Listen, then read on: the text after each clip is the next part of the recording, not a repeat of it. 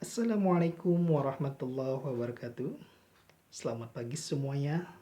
Salam sejahtera untuk kita semua. Semoga kita diberikan kesehatan baik lahir maupun batin. Bagaimana anak-anak? Masih semangat belajarnya? Luar biasa, Allahu Akbar. Tetap semangat dalam keadaan seperti ini pun. Anak-anak yang Bapak cintai dan Bapak banggakan, tujuan pembelajaran hari ini yaitu tema 1, subtema 1,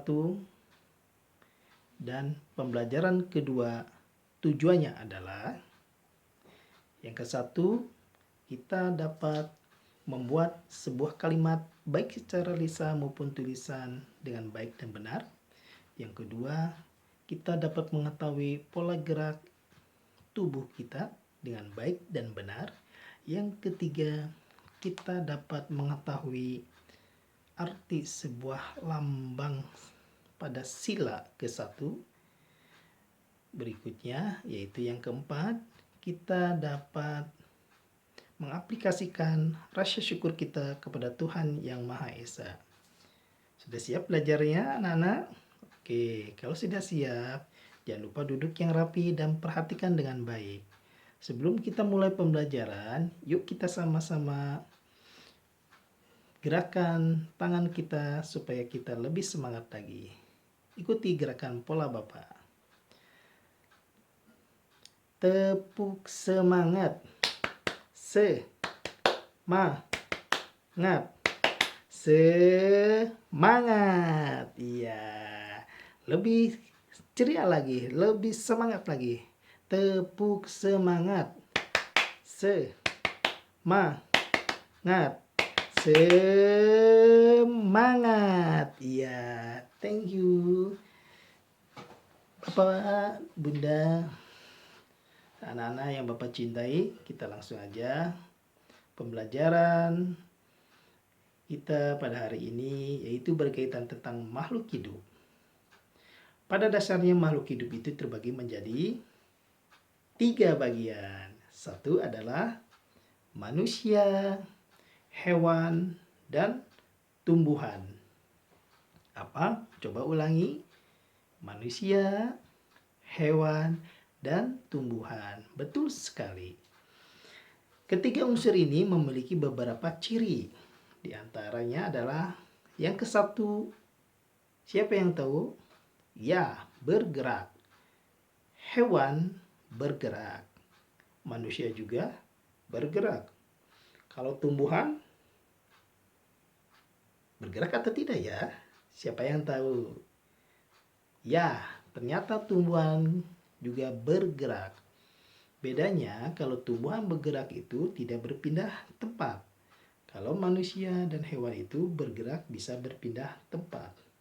Tumbuhan bisa bergerak karena dibantu oleh proses sinar matahari. Ciri yang kedua adalah bernapas. Nah, manusia apakah bernapas? Tentu. Hewan apakah bernapas? Tentu. Tumbuhan apakah bernapas? Apa jawabannya? Ya, bernapas. Manusia bernapas dengan paru-paru. Hewan ada yang bernapas dibantu dengan insang, ada juga yang bernapas dengan paru-paru. Emang ada, Pak? Ya, ada. Hewan apakah itu? Sejenis ikan. Ikan apakah itu, Pak? Yaitu ikan paus atau mamalia, sejenis mamalia ya. Ikan paus dan lumba-lumba itu adalah hewan yang bernapas dengan paru-paru. Bukan bernapas dengan insang, tapi bernapas dengan paru-paru. Lalu, apakah hewan hanya bernapas dan insang dan paru-paru saja? Tentu tidak. Masih ada yang lain. Hewan ada yang bernapas dengan kulit. Hewan apakah itu? Yaitu hewan cacing. Betul sekali. Cacing yang hidupnya di dalam tanah. Cacing bernapas dibantu dengan kulitnya. Ciri yang berikutnya yaitu makanan. Manusia perlu makanan. Hewan perlu juga makanan. Tumbuhan Apakah perlu makanan? Tumbuhan juga memerlukan makanan. Proses pembuatan makanan yaitu dinamakan fotosintesis yang dibantu oleh sinar matahari dan zat mineral atau zat hijau daun. Itu adalah dinamakan proses fotosintesis. Berikutnya adalah berkembang biak.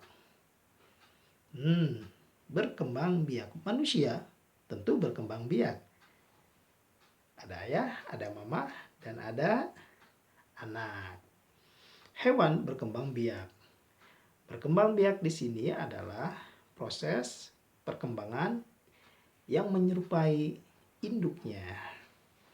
Berkembang biak hewan terbagi menjadi dua. Yang pertama adalah ada yang berkembang biak dengan cara bertelur dan ada juga yang berkembang biak dengan cara melahirkan.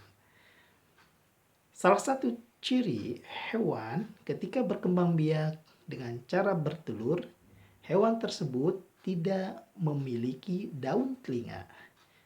Bukan tidak memiliki telinga, tapi tidak memiliki daun telinga. Nah, jika kalian melihat hewan yang tidak memiliki daun telinga, maka hewan tersebut berkembang biak dengan cara bertelur. Sedangkan hewan yang melahirkan, yaitu salah satu cirinya adalah memiliki daun telinga. Jika kalian melihat hewan yang memiliki daun telinga, maka hewan itu adalah berkembang biak dengan proses melahirkan. Berikutnya yaitu tumbuh dan berkembang.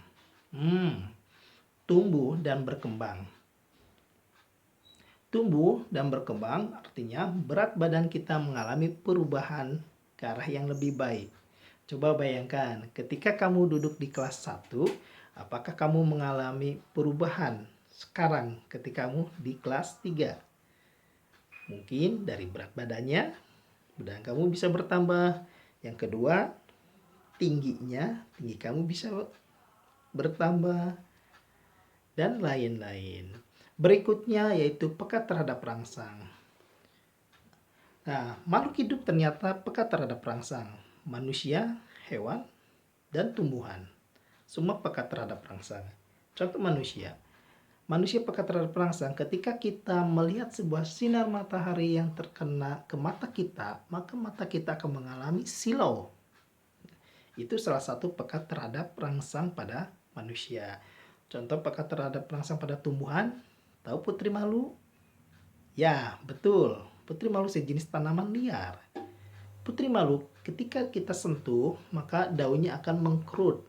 Daun tersebut akan menutupi berbagai macam batang-batang yang ada di tumbuhan tersebut. Contoh terhadap rangsang pada hewan. Apakah itu? Ya, betul. Kaki seribu. Kaki seribu ketika dia tidak nyaman, dia akan menggulungkan badannya. Menggulungkan badannya. Itu contoh peka terhadap rangsang. Anak-anak yang Bapak cintai dan Bapak banggakan, pada dasarnya Tuhan menciptakan kita di antara tumbuhan, hewan, dan manusia. Maka manusia lah yang paling sempurna dibandingkan dengan makhluk hidup lainnya. Maka kesempurnaan itu patut kita jaga dan kita lestarikan. Kesempurnaan itu tercermin pada sila ke-1. Yaitu apa sila ke-1? Siapa yang tahu? Ya, ketuhanan yang Maha Esa. Betul sekali. Lambangnya adalah sebuah bintang. Nah, salah satu dalam aplikasi ketuhanan yang Maha Esa ini adalah kita wajib mematuhi peraturan dari Tuhan dan menjauhi segala larangan dari Tuhan. Nah, salah satu dalam aplikasi kehidupan sehari-harinya, rasa syukurnya bagaimana? Itu rasa syukur kita menjalankan ibadah kita terhadap kepercayaan agama kita masing-masing. Ingat, saling menghargai sesama yang berbeda agama itu salah satu sikap syukur kita. Nah, sikap syukur kita harus kita teladani kepada teman-teman kita. Karena di teman kita ini, dia ada yang pandai menulis, ada pandai membaca, ada pandai mengisi matematika. Kita patut hargai dan kita patut syukuri. Itu adalah salah satu cita dalam mengaplikasikan rasa syukur kita kepada Tuhan Yang Maha Esa, yaitu tercermin pada sila ke-1 yang berlambangkan bintang. Lalu, bagaimana mensyukuri rasa syukur kita kepada diri sendiri? Siapa yang tahu? Yaitu salah satunya menjaga pola hidup sehat, berolahraga yang teratur, istirahat yang cukup, dan makan makanan yang bergizi. Itu adalah salah satu rasa syukur kita terhadap tubuh kita. Nah, anak-anak yang Bapak cintai dan Bapak banggakan, silakan Bunda dan anak-anak mencoba mengisi beberapa latihan-latihan yang terdapat di pembelajaran kedua. Jangan lupa dibantu oleh ayah bundanya supaya anak kita lebih semangat lagi. Setelah itu jangan lupa setorkan kepada wali kelasnya masing-masing atau kepada guru yang bersangkutan. Kesimpulan pada pembelajaran hari ini, yang ke-1, kita dapat mengetahui ciri-ciri makhluk hidup. Yang kedua, kita dapat mengetahui cara gerak jalan yang baik dan benar khususnya pada makhluk hidup. Berikutnya, kita dapat mengetahui rasa syukur kita kepada Tuhan Yang Maha Esa. Berikutnya, kita dapat memaknai arti sila ke-1 bersama lambangnya. Pembelajaran dari Bapak dicukupkan sekian. Mohon maaf bila mana ada kesalahan dan kehilapan dari Bapak. Tetap di rumah saja, jaga jarak di rumah. Ditutup dengan topik walidaya. Assalamualaikum warahmatullahi wabarakatuh.